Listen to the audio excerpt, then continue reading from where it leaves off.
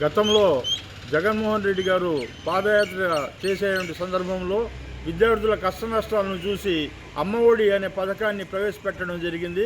ప్రవేశపెట్టిన తర్వాత ప్రతి సంవత్సరం 15,000 రూపాయలు విద్యార్థులకు వేయడం జరిగింది.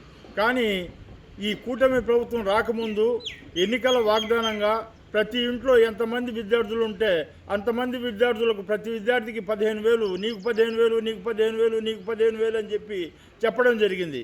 ఆ 15,000 ఇవ్వకపోగా ఈ 2,000 రూపాయలు కట్ చేసి ఇప్పుడు 13,000 వేసే పరిస్థితి ఉంది.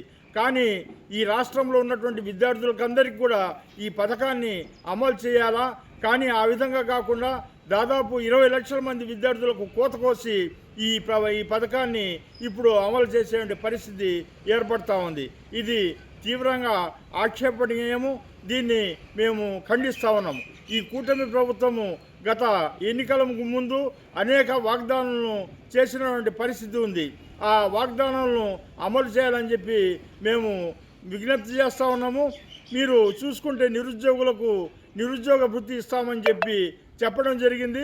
ఆ నిరుద్యోగ భృతి ఈరోజు కూడా ఇవ్వని పరిస్థితి ఉంది.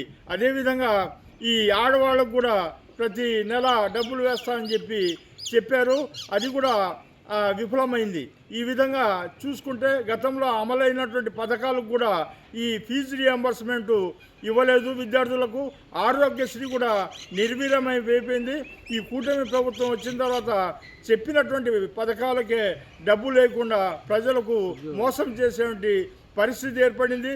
ఉద్యోగస్తుల పరిస్థితి చూస్తే వాళ్ళు పెనంలో నుంచి పొయ్యిలోకి పడేటి పరిస్థితి ఏర్పడింది. ఈరోజు 5 డిఏలు ఆపేసినటువంటి ఘనత ఈ మనకు స్వాతంత్రం వచ్చిన తర్వాత ఏ ప్రభుత్వానికైనా ఉందంటే అది ఈ కూటమి ప్రభుత్వానికే ఉందని నేను తెలియజేస్తున్నా.